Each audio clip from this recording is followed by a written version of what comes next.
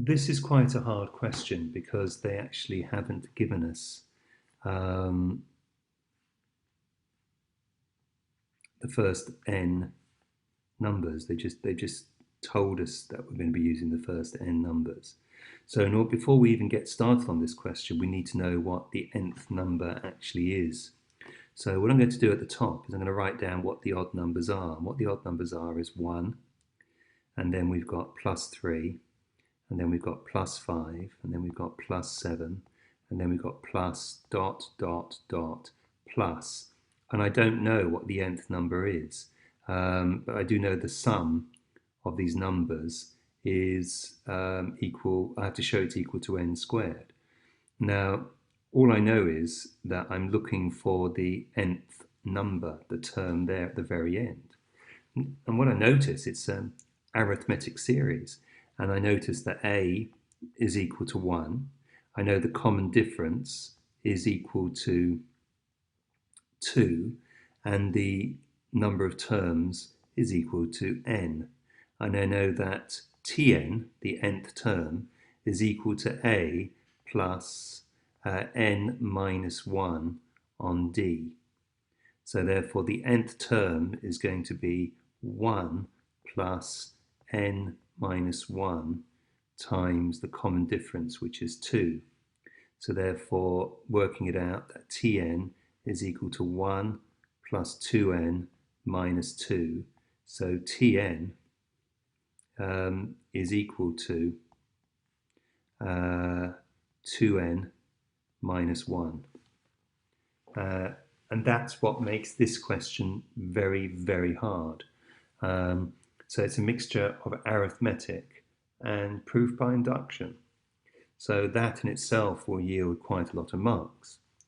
Now I can actually get started. So what do I need to prove? Well, we need to prove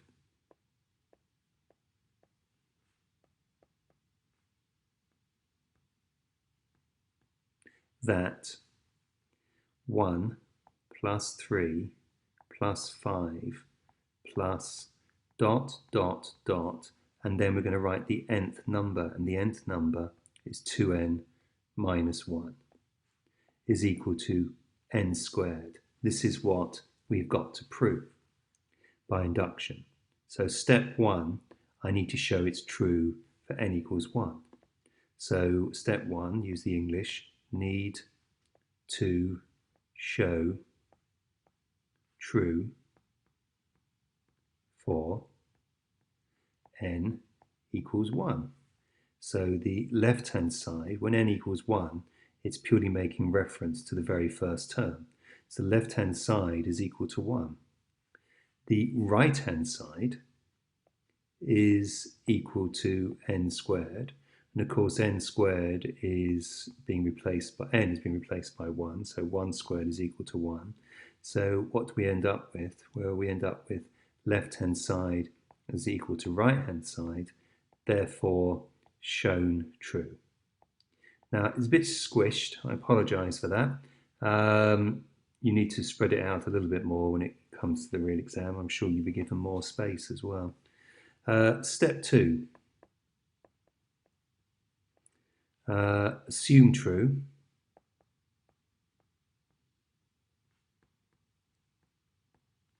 for n equals k.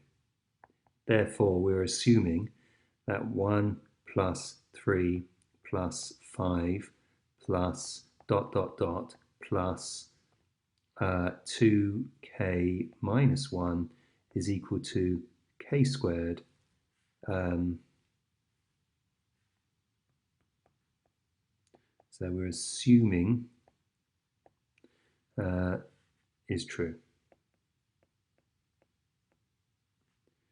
for n equals k.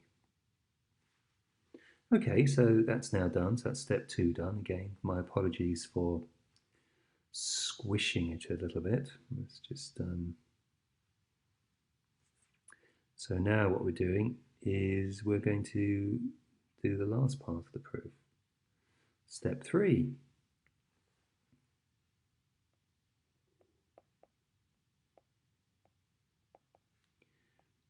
need to show true for n equals k plus 1 using step 2 and possibly step 1. Therefore, need to show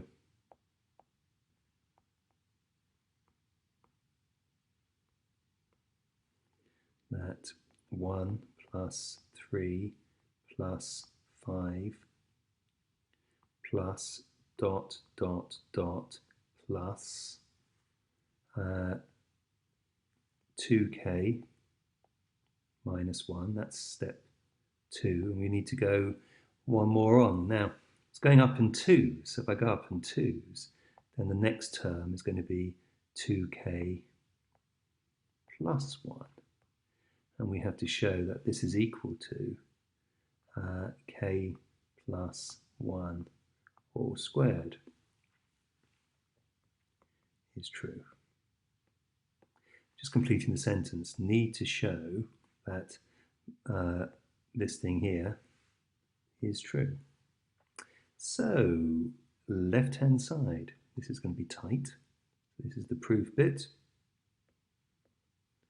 So, left-hand side is equal to 1 plus 3 plus 5 plus dot dot dot plus 2k minus 1 plus 2k plus 1.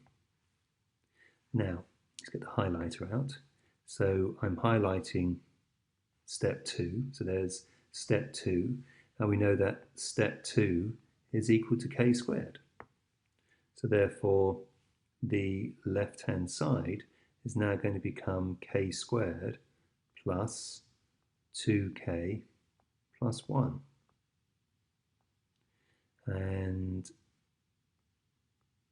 I'm going to cheat actually, because I'm going to assume that factorizes. So let's see if it actually does. So what's k on k? Well, k on k is k squared. What's k on 1? Well, it's 1k. What's 1 on k? Well, it's 1k. So what does that give us? 2k. And then 1 on 1 gives us 1. So it gives us the line before. So consequently, that then gives us the final line, which equals k plus 1 all squared. Therefore, that's equal to the right-hand side, therefore proved. And then step 4, proof follows by induction.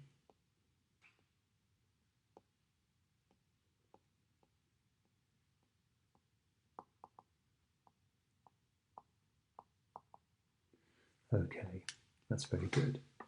Now, what I'm going to say to you is the biggest issue with this problem wasn't the induction. The issue with this problem was, did you actually recognize at the very beginning that what you had, was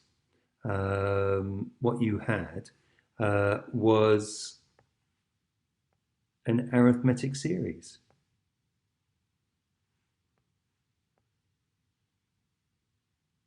And that what, in order to solve it, you actually needed to find Tn, and therefore you were going to be using arithmetic series formula to find Tn. And once you found Tn, you could actually then start and do the normal approach to induction and go on to prove it. And that's what you've got to look out for, the little tricks. This is typical of the new course. It's where you're using a completely different area of mathematics in order to advance the problem. Now, the next question I was asked to look at was question number 5. And so what we're looking at here is identify which of the diagrams below represents A, B, C, D, where A, B, C, D are given by. So let's pick off the easy ones first of all. Well, D is a linear equation. It's a linear equation with a negative slope. So clearly this is an only linear equation here. So it has to be that one. And now we've got this thing here is a cubic. You have to recognize that when it goes down and comes back up, and it's got a maximum, and it's got a minimum, and that's the pattern. It's a cubic. So therefore, by pure process of elimination, then that has to be A. So that was simple enough. And now we're actually onto the harder ones. So what you have to do now is pick one out and say, well, what can I do? How can I move this on? And the answer is, well, you could find out where it cuts the x-axis, because, you know, both these graphs here, they cut the x-axis. So you go, right, okay, it cuts the x-axis. Well, if I'm looking at cuts the x-axis as a way of identifying which one it is, then cuts the x-axis implies that y is equal to 0. And if y is equal to 0, then what I have now is I've got x squared minus 4x is equal to 0. So I've got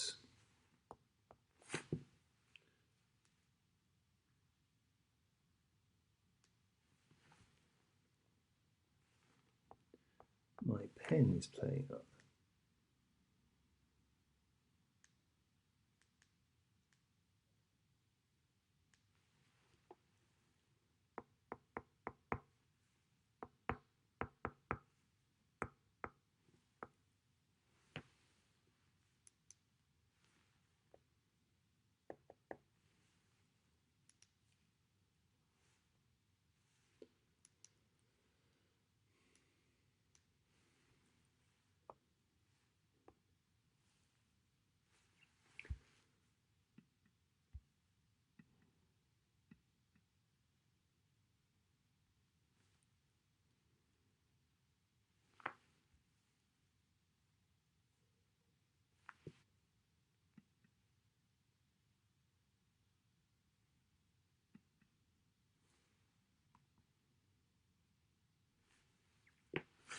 Right, apparently it's working again.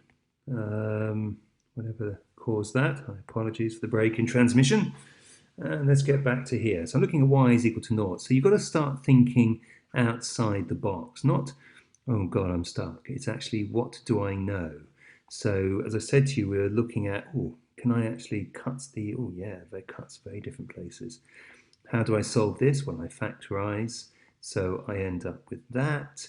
And so therefore I end up with x equals 0, and I end up with x equals 4. And the only graph that gives x equals 0 and therefore x equals 4 is this one here. So this was B I was looking at. So therefore that has to be B. And of course, if that's, so what have we done? We've got A, B, C, and D. I've done A, I've done B, I've done C. Therefore, the only thing, sorry, D. So therefore, the only thing that's left is that must be C. And that's how you start breaking it down. Now, state whether or not A, B, C, etc. are injective. I need to actually be able to see the diagrams, so I'm going to have to shrink this down slightly. My apologies for that. Well, what does injective mean?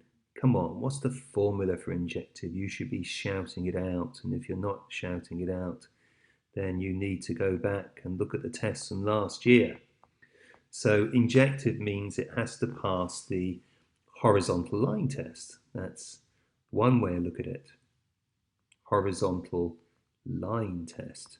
So which one passes the horizontal line test?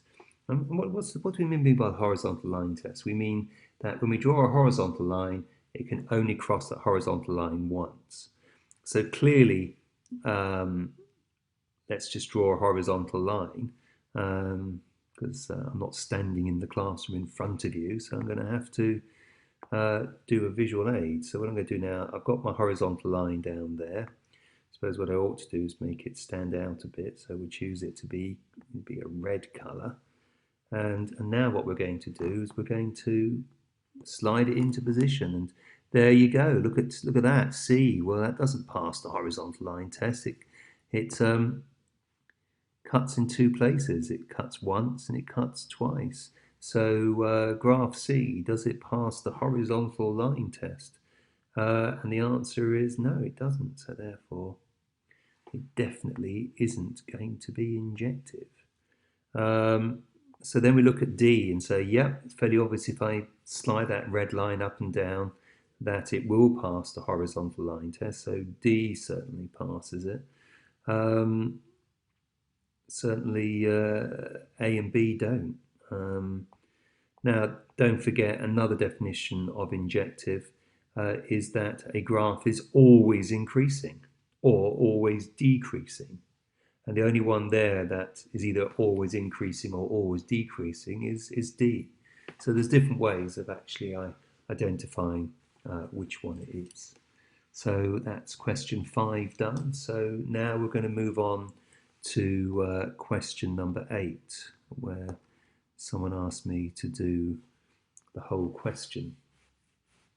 All right, let's hope I don't make any mistakes. Question 8, the sum of the lengths of the parallel sides of a trapezium is 10 meters. Find its perpendicular height if the area of the trapezium is 5,000. Ooh. Well, first question is, can you remember what a trapezium is? If you can't remember what a trapezium is, then once again you could be in a spot of bother. So what I'm doing now is I'm just going to go and look up the formula book, because if you cannot remember what a trapezium is, then you need to go and look it up. So we've got length and area and surface area and volume, so it could be an either. There's trapezium. So there's a formula for trapezium. So the formula says, a half AB, half A plus B over 2, sorry, A plus B divided by 2 in brackets times H. And that's the picture of the trapezium. Right, okay, so this book is next to you in the exam. So you are going to be able to use it.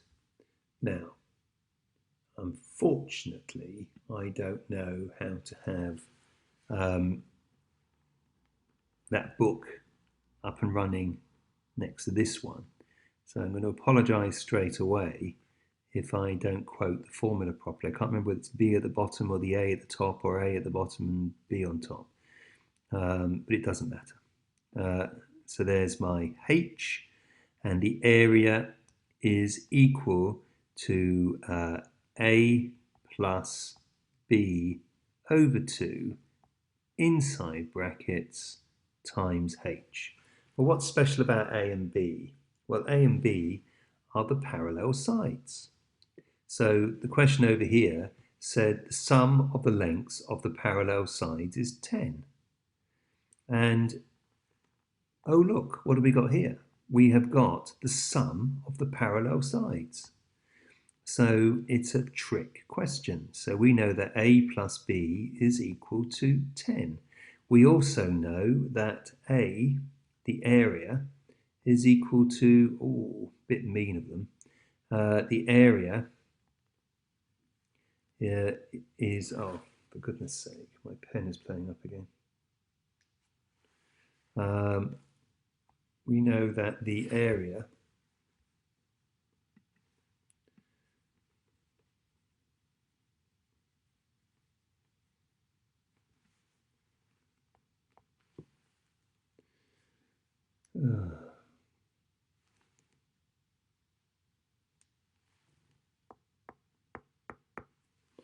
I don't know why it's playing up, but playing up it is.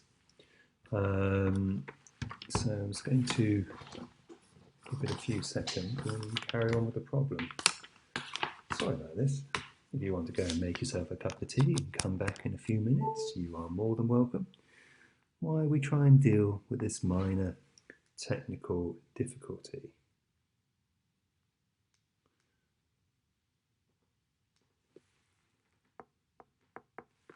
So once again, I'm just going to disconnect and see if that actually does it.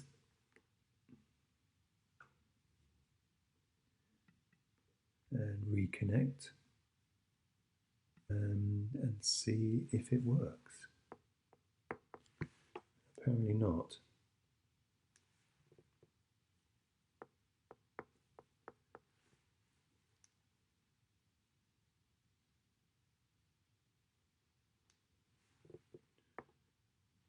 Right, apparently it's working again. Now, the next thing is we've got area is equal to 5,000 centimeters squared. And the sad thing is that was meters, and that's possibly where the mistake is. Now, 1 meter is equal to 100 centimeters. So 10 meters, multiplying that by 10, is going to be, multiply this by 10 means throw a 0 on the end. So it's going to be 1,000. So therefore we've got to write this in the same unit, so it's 1,000 centimeters. So now we're going to plug this information into this question. So we've got 5,000 centimeters squared is equal to 1,000 divided by 2 times h. So 5,000 is equal to 500 on h. 0, 0, 0, 0. 5's go into 50 10 times. So 10 is equal to h. So h is equal to 10 centimeters.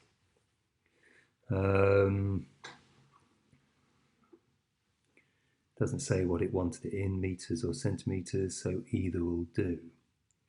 All right then, going on to part B.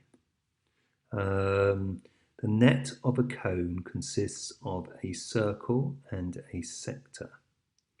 So the radius of the circle is r, that's on the diagram, so that's fine. While the radius of the sector is capital R, which is on the diagram, so that's fine. And the angle of the sector is theta, which is on the diagram, so that's fine. So what I'm doing now is I'm ticking to say I really don't need to read this again because they're all on the diagram. Now it says write an expression for big R, capital R, in terms of little r. So you have to try and work out a connection. So they're asking you to work out a connection between this radius and the radius down here. So what you need to know is what's the connection between the top shape and the bottom shape. And again, it's a problem-solving question. It's a bit mean, but you've got to like it. Is this sector length here will wrap round this circumference when you fold it up to make a cone. So as a consequence of that, we know that the arc, did I say sector length? I meant arc length. This is called an arc length, and this is called a circumference. So we actually know that the arc length L is equal to the circumference. If you go to the formula book, you'll see that the arc length is equal to, well, two possible formulas.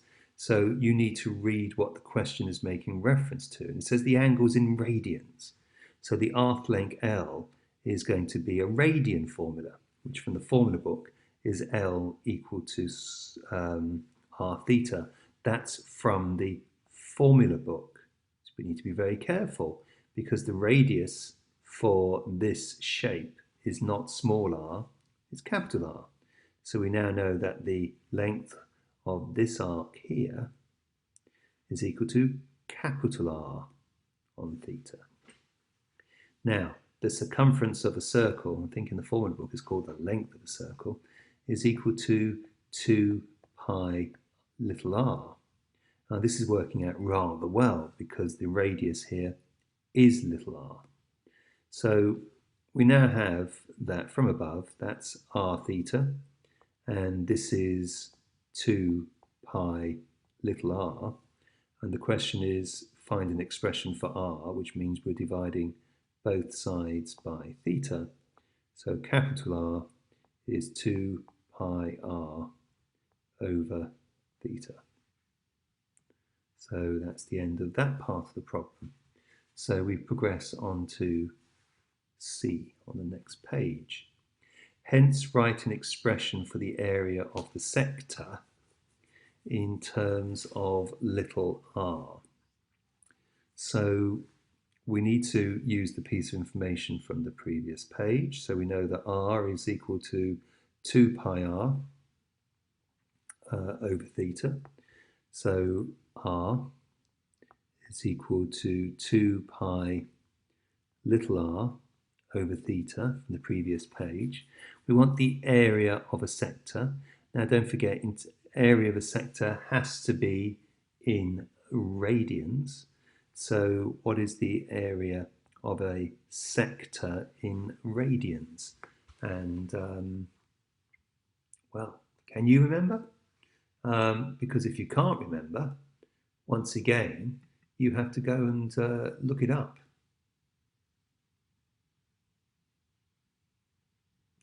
And there's the formula book. And we're looking at contents page. And we're looking at length and area. Is it on length and area? Not on that page. Here we go. And we want the area of the sector, which is a half r squared theta. A half r squared theta.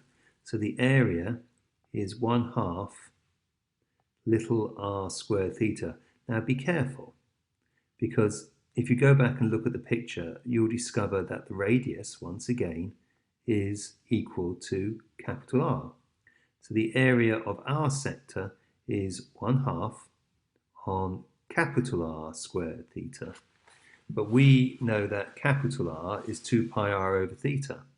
So the area is going to be 1/2, open bracket, 2 pi little r over theta, all to be squared, multiplied by theta.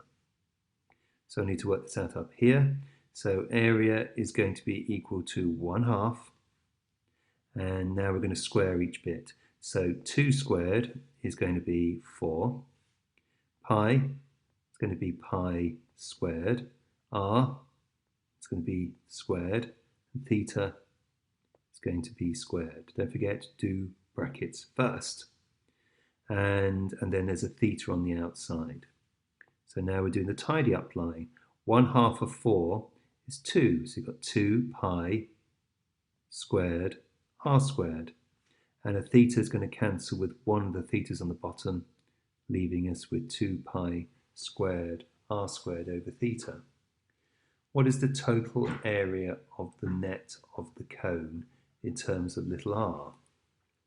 Well, the total area of the net of the cone, well, what's that going to be?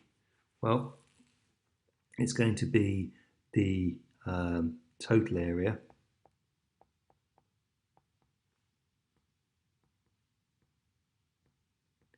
is going to be sector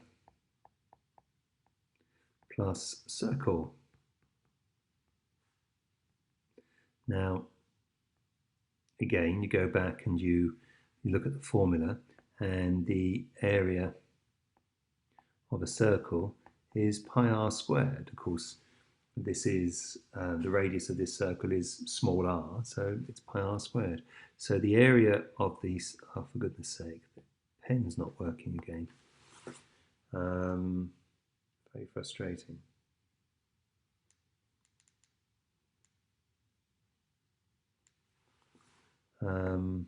Right, back working. So we've got the area of the sector is 2 pi squared r squared over theta plus pi r squared. So we have that. In terms of R, what is the area of the net of the cone, of a cone of sector angle 90 degrees? This is a trick question. I think it's quite mean because you had to remember that theta is radians. So formula book or from memory, you've now got to what is 90 degrees in radians, and 90 degrees in radians is pi over 2.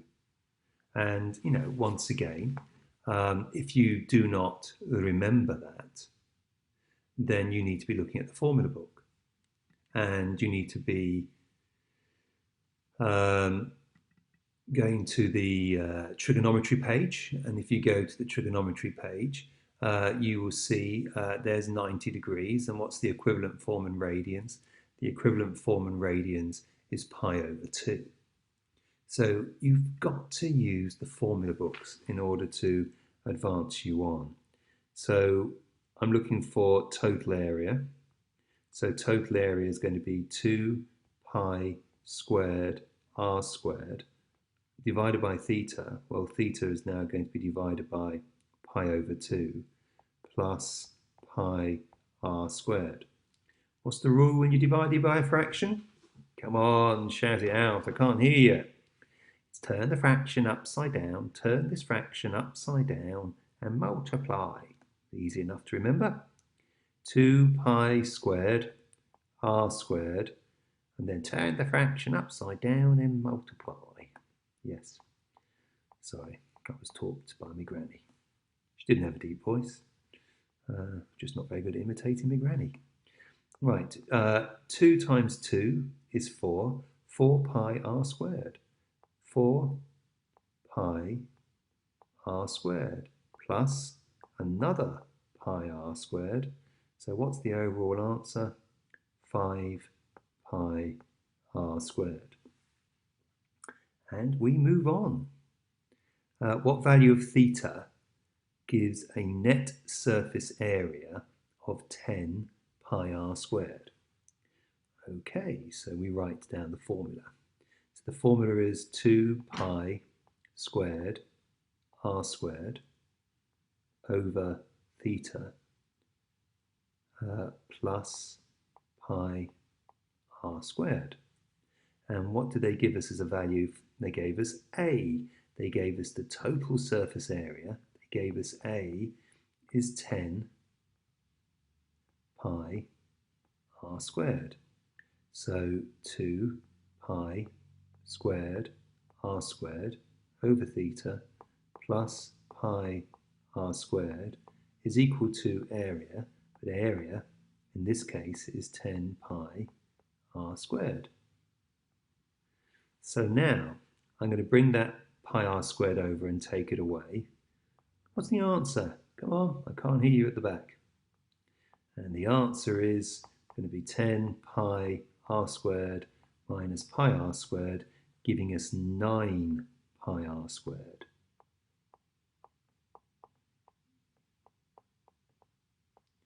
Now, whoops, nearly forgot the theta. Now there's an r squared on both sides, so they're going to cancel.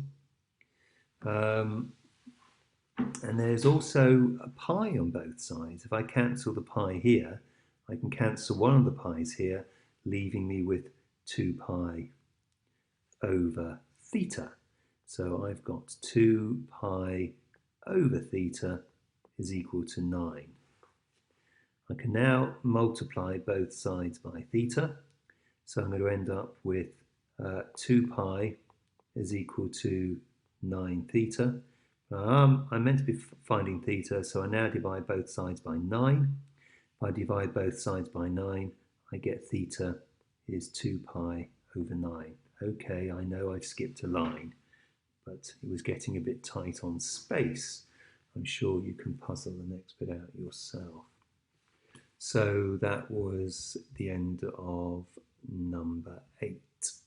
So now, by popular demand, I'm required to work out number 9. Number 9. I'm going to remind you how to do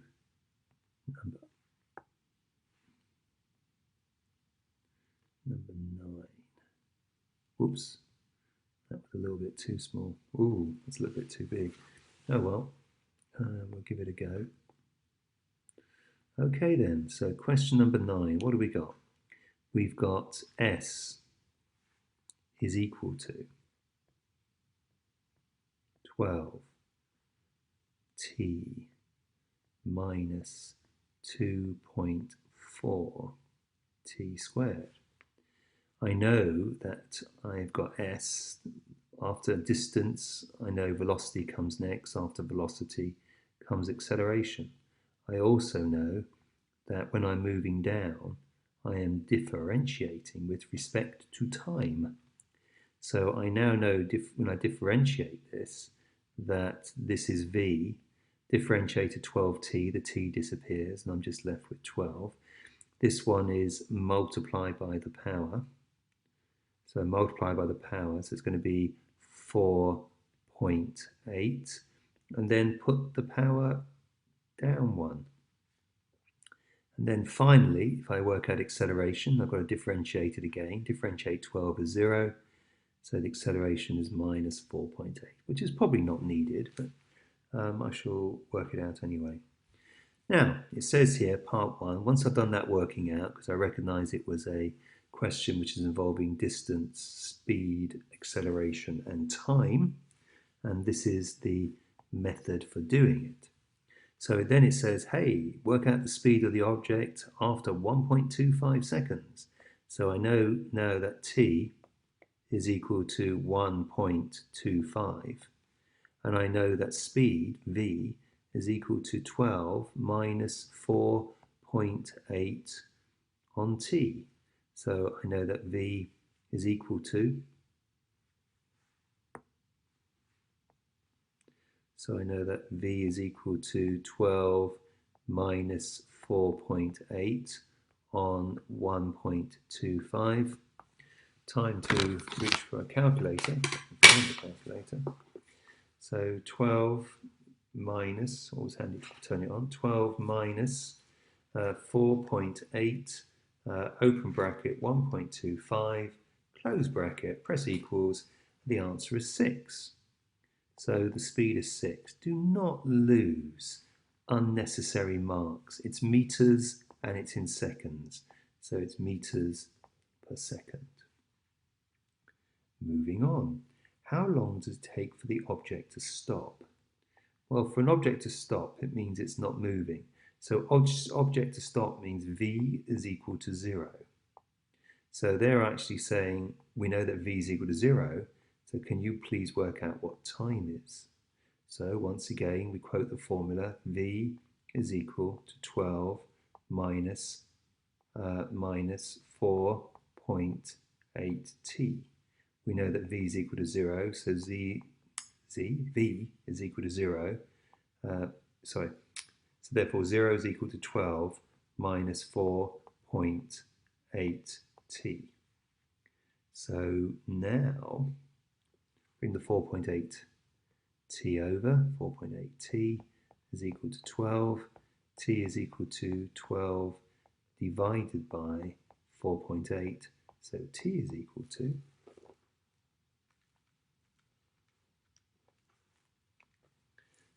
5 over 2, or 2.5 seconds.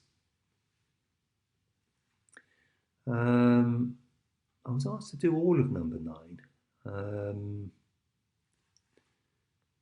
Now, I don't mind doing all of number 9, but I do feel that you should have got B out, to be totally honest with you. First of all,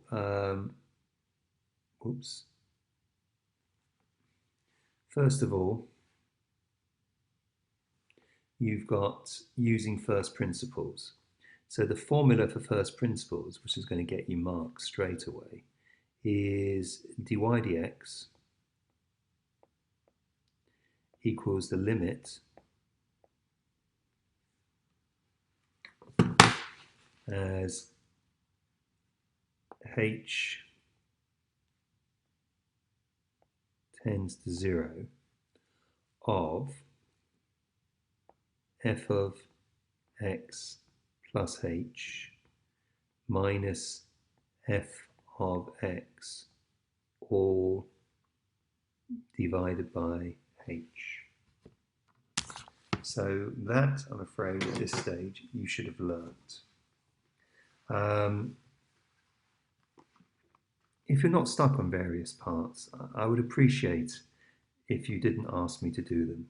It is terribly time consuming, and I, for one, will be grateful if you're more specific on which parts you're stuck on. And if you are stuck on this part, it's really important that you learn this once and for all, because this question does not change and you should be getting it right. Let f of x equal 7x squared plus 2x. That's what's given in the question. Therefore, f of x plus h is equal to, we're going to use the empty bracket, f of x plus h all to be squared plus 2 on x plus h. Well, let's go up over here and do x plus h all squared. And x plus h all squared is x plus h on x plus h, which is equal to x squared plus xh plus xh plus h squared, which simplifies to x squared plus 2xh plus h squared, which we can now replace in here, in a bracket. Don't forget, when you are substituting in mathematics, substitute into empty brackets. So this is now going to be x squared plus 2xh plus h squared, close bracket, plus 2 bracket x plus h. Expand 7x squared plus 14xh plus 7h squared plus 2x plus 2h, and that's equal to f of x plus h. F of x plus h. That is the end of that expansion. So now you've got f of x is equal to, well, from above, f of x plus h is equal to 7x squared plus 2x. Now the trick on this method is to write the 7x squared under the 7x squared and write the 2x under the 2x. Because if you look at the formula, the first thing you're going to be doing in the formula is you're going to be doing a takeaway. So f of x plus h minus f of x is equal to, well, 7x squared minus 7x squared means it will disappear. The 2x minus the 2x means it will disappear. So you're left with 14xh plus 7h squared plus 2h. And then the next part of the formula is that you are dividing by h. You are dividing by h. So now I'm going to put divide by h in here. If I divide by h on one side, I've got to divide by h on the other side too. So I've done that. So I've now got f of x plus h minus f of x all over h is equal to, well, the h goes into h, cancels, so it's 14x. The h goes into h squared to leave you with 7h, and then a plus 2 at the end. The last part of the formula is, whoops, didn't mean to do that. The last part of the formula is to let h tend to 0. So we're going to let h tend to 0. So that was the last part of the formula. If we let h tend to 0, then the left-hand side here becomes dy dx. And the right-hand side becomes 14x plus 0 plus 2. And which of course is the right answer. And we've finished the question. I suppose if you want to, you can finish off by saying 14x plus 2. Okay, going on to the next bit is part C. And it says find dy dx. Now this is a bit of a trick question. So we've got y is equal to ln on the square root of 1 plus x squared. So the first thing is we are going to rewrite it as 1 plus x squared to the power of a half, because we know that a square root symbol means power of a half. We're now going to use the third law of logarithms, which means we're bringing the half down to the front. So we've got lots of marks just for doing this. So now we've simplified our logarithm, and we're now going to differentiate our logarithm. So let's write that here. We've got y is equal to 1/2 of ln on 1 plus x to the squared. We then go to our formula book and we write down, well, y is equal to log x. Dy dx will be equal to 1 over x. That's what the formula states. Then our x here in the formula is going to be represented by 1 plus x squared. It's got 1 plus x squared. I hope you remember this, because when you're using this method, what you now do is you differentiate this formula with respect to x. And differential of 1 is 0, differential of x squared is 2x. And this becomes our multiplying factor. So now we're going to apply the formula. So when I do dy dx, I've got a half, and I'm going to be differentiating log. When I differentiate log, the answer is 1 over x. But the x in the formula is equal to 1 plus x squared. And I've got a multiplying factor of 2x. Now, half of 2 is 1. So therefore, 1 times x is x, all over 1 plus x squared.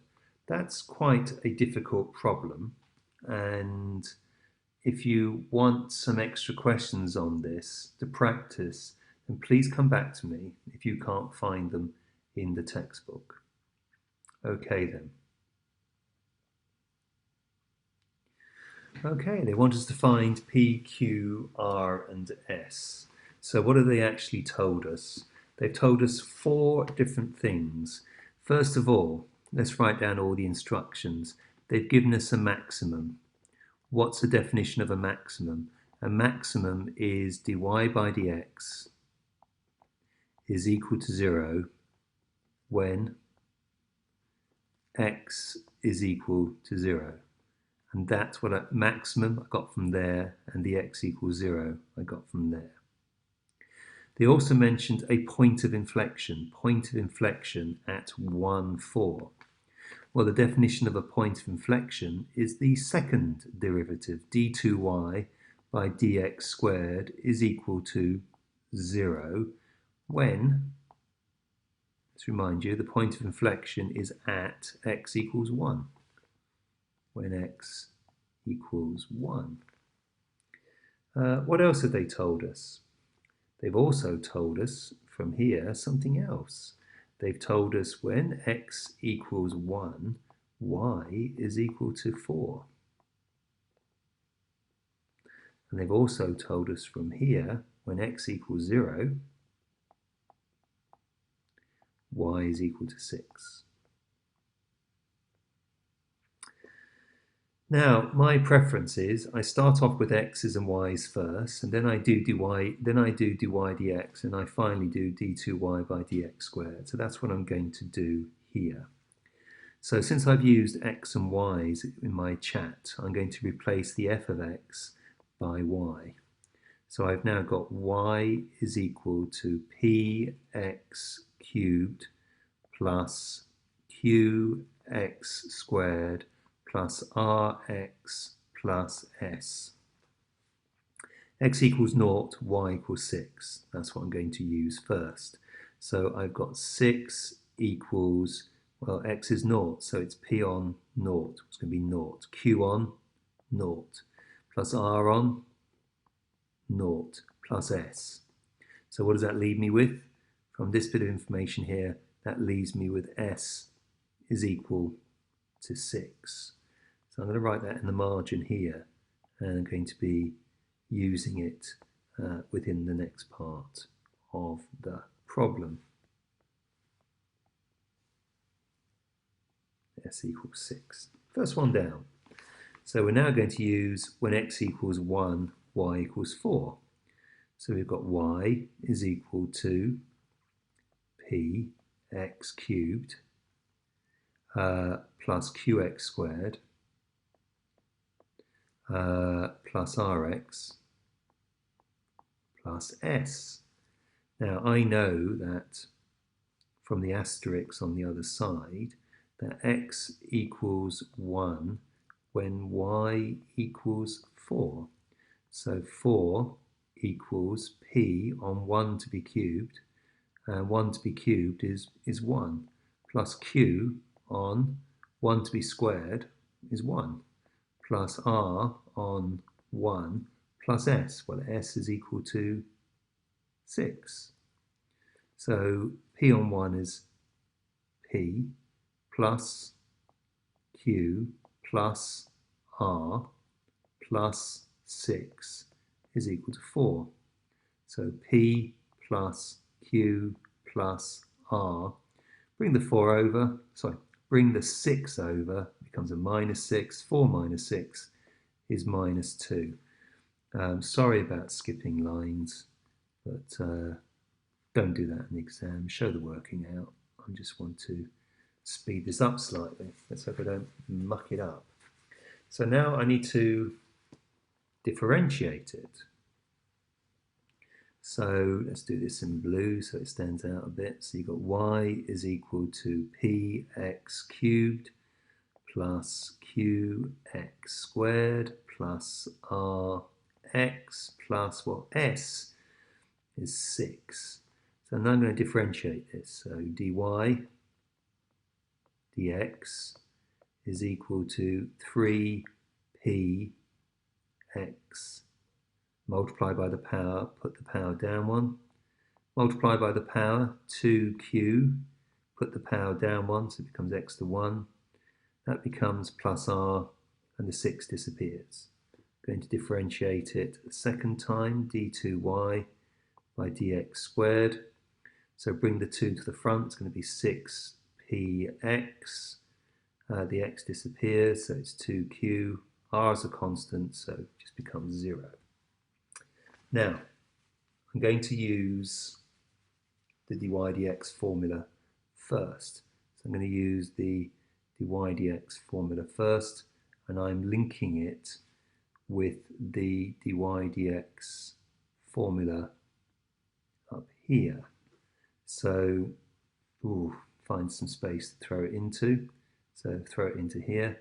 So dy dx is equal to 3px squared plus 2q. Well, that didn't work too well. Let's see if I can just redo that. 2qx plus r. And I've got x equals 0 when dy dx equals 0. So from above, I've got x equals 0 when dy dx equals 0. So I've got 0 equals, well, x equals 0, so that's going to be 0. X is equal to 0, so that's going to be 0 plus r. So I now know that r is equal to 0. So over here in the margin, throw in r equals 0, and then we can put a big bracket around it, and then we move on. So we now got d2y dx squared is equal to 0 when x is equal to 1. So we've got d2y by dx squared equals 0 when x equals 1. So 0 equals 6p on 1 plus 2q.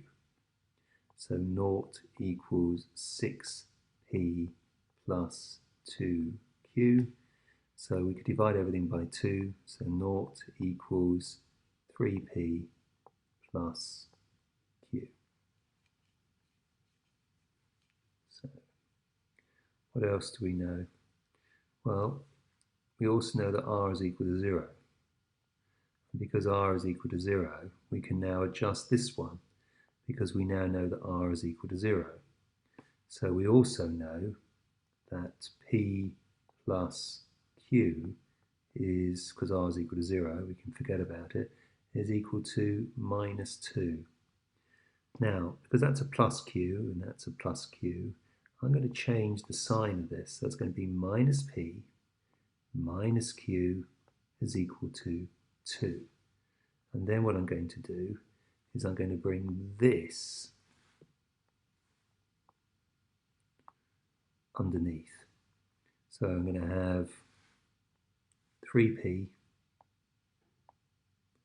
plus q is equal to 0. Adding together, 2p is equal to 2, so p is equal to 1. So once again, over here, running out of space, p is equal to 1, solved. Put a big red box around it. And what am I going to do now is I'm going to put it back in. Might as well put it back into this one here, to be honest. So it doesn't really matter which one you put it back into. So I've got 3p plus q is equal to 0, and I know that p is equal to 1, so 3 on 1 plus q is equal to 0, so q is equal to minus 3. So finally I've got q is equal to minus 3. Now I've not checked the answers on any of the questions I've done, so I do hope I've got them right, and I do hope you give me a thorough telling off if I've got it wrong. Next page. Okay, so we explain why the line cannot be a tangent to the graph. So we have to explain why this line cannot be a tangent to the graph. So I don't know what this graph looks like. So let's just draw a curve. We know it's going to be a curve. And this is a tangent. If it was a tangent, it means it would be touching the graph. And so basically that's, if it was a tangent, it'd be touching the graph, which would mean that the slope of the tangent and the slope of the graph would be the same. So basically, if we're trying to show that it cannot be a tangent, then we are saying for the curve that dy dx cannot have the same slope as this, because if it does have the same slope, it is a tangent. So we have to show that dy dx cannot equal 2. That's a hard question. You have to know what tangent, the relationship between tangent and curve. If something is a tangent to a curve, it means they have the same slope. This is a linear equation, has a slope of 2, which means the curve would have to have a slope of 2. If it's not a tangent, then the slope of the curve cannot equal 2. And that's the trick. So what do we got here? We've got y is equal to x minus 1 plus 1 over x minus 1. Not in the correct format. It's quite a tough question. So I need to bring all of this bottom up. And if I bring all of this bottom up, then the power on the outside of it becomes minus 1. I now differentiate. dy dx is equal to, well, the differential of x is 1. The differential of minus 1, well, it's 0. Now, differentiation of a bracket. Did you remember it? If it's a differential of a bracket, you multiply by the power, and then you put the power down 1, and the thing inside doesn't change. And then you have to multiply by the differential of the item inside, which is 1. So therefore we end up with dy dx is equal to 1 minus 1, because 1 times 1 is 1, on x minus 1 to the power of minus 2. So last but not least, tidy it up, dy dx is equal to 1 minus 1, and that's going to be over x minus 1 all to be squared. Now, in order to solve this problem, we need to show that dy dx is not equal to 2. So crafty, what we do is we let it equal to 2. So we let 1 minus 1 over x minus 1 all squared equal 2. So minus 1 over x minus 1 all squared is equal to 2 minus 1. So minus 1 over x minus 1 all squared is equal to 2 minus 1 is 1. Change the signs on both sides. 1 over x minus 1 all squared is equal to minus 1. Don't forget, neat little trick. At the moment we've got 1 over x minus 1 all squared equals minus 1, which we can now write over 1. Turn this fraction upside down. It only works when you've got a single fraction on one side, a single fraction on the other. And we have a bit of a problem, because we've got x minus 1 all squared, which is equal to a negative number. So therefore, I cannot square root. In order to solve this, I would have to do the square root of a negative number. Therefore, this has got no real solutions. Did we make any mistakes? No, we didn't. What was the only assumption we made? Well, the only assumption we made was we actually let dy dx equal to. That's what we did here. I think I said it, but I don't think I actually did it. My apologies. Therefore, from above, we let dy dx equal to. That's what we did above. We let it equal to, and we ended up with a nonsense answer. So basically, it's a proof by contradiction. Therefore, dy dx cannot equal 2, and therefore we've actually proved the above. The integral of sine 3x on cos 2x dx between the limits of 0 and pi over 2? Well, can't be done. The reason why this cannot be done is because what we've got here is we have got the integral of a product, and we are unable to integrate the product. So we have to convert this into a sum. In case you're wondering, I'm looking for my formula book, which unfortunately I can't find.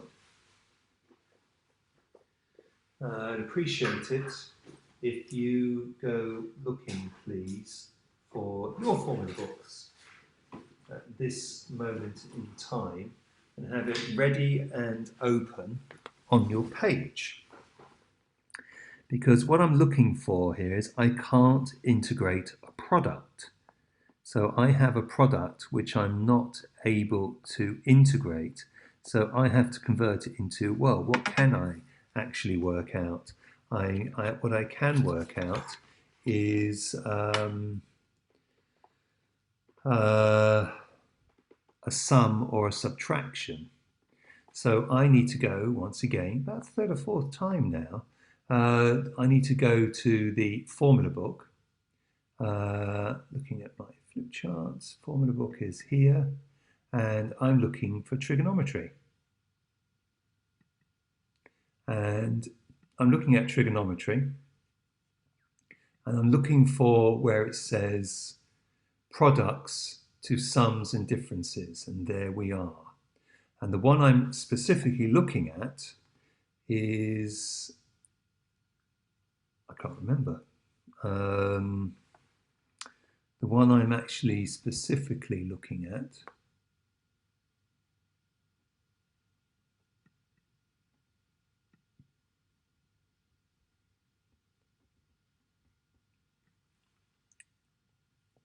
is sine multiplied by cos.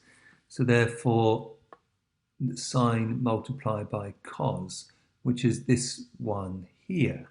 So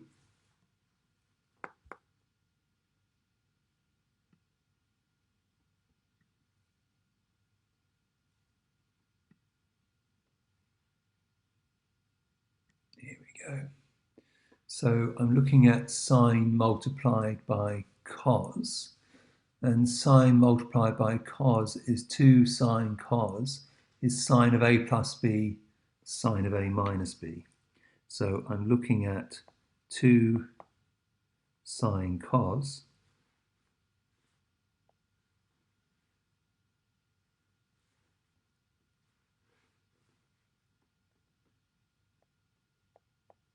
sine a cos b is equal to, according to the formula book, gosh, that's a bit small, 2 sine cos is sine of a plus b plus the sine of a minus b.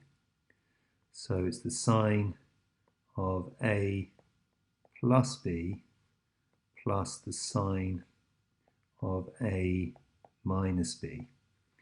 Now, writing down a formula that's in the formula book doesn't necessarily get you marks, but it would do in this case because you've identified that you are working from a product to a sine. Right, let's go full screen. I do hope I've copied that out properly. I just need to... Right, there we go. That wasn't too difficult. So now we've got an added problem that this says 2 and that one doesn't. We'll deal with that in a few minutes. But what's by inspection? What's the value of A? Well, the value of A is 3x and the value of B is 2x. So we're working off A.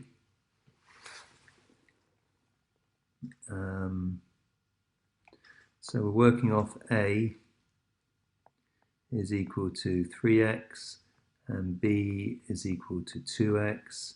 So a plus b is equal to 5x, and a minus b is equal to x. So 2 sine of 3x cos 2x is equal to the sine of a plus b, which is 5x, plus the sine of a minus b, which is sine x. To finish this off now, then we are going to be dividing everything by 2. So therefore that's going to be 1 divided by 2, so it's going to be sine 5x, plus 1 divided by 2 is going to be sine x.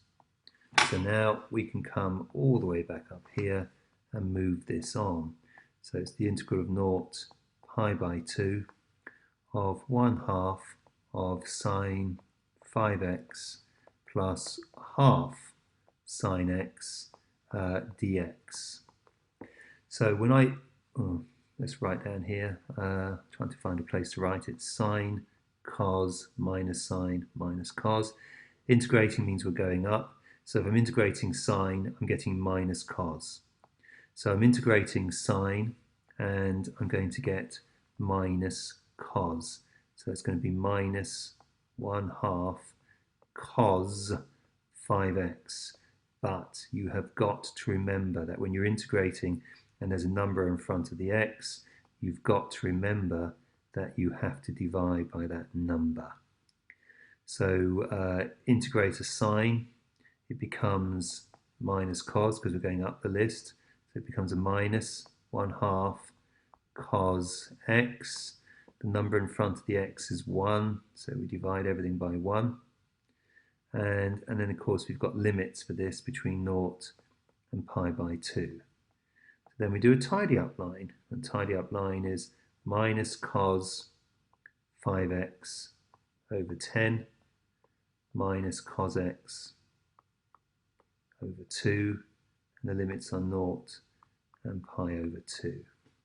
So that's now going to be equal to minus cos, open bracket, 5 lots of pi over 2. So it's 5 lots of pi over 2, close bracket, all divided by 10, minus cos of pi over 2, all divided by 2, in its own bracket, minus, open bracket, minus cos of, well, 5 lots of 0 is 0, all over 10, minus the cos of 0 all over 2.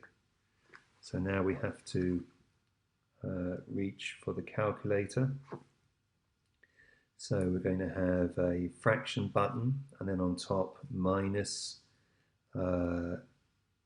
cos, and then another fraction button, and it's going to be 5 shift pi all over 2, close the bracket on top, move to the bottom, type in 10, press equals, and that first one is equal to 0. And then press the replay button, move across to where it says pi, delete the pi, move to the bottom where it says 10, I'm going to delete that and put 2, and then we're going to press equals, and it's 0. Minus open bracket, so now it's going to be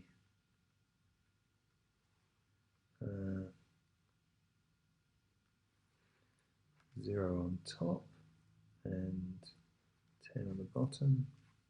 It's going to be minus 1/10, and this one is going to be minus 1/2. And calculator or otherwise, 1/10 plus 1/2.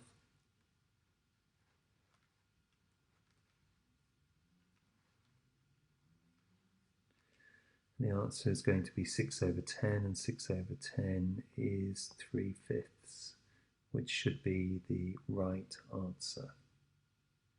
Okay then, and that's the end of that particular problem.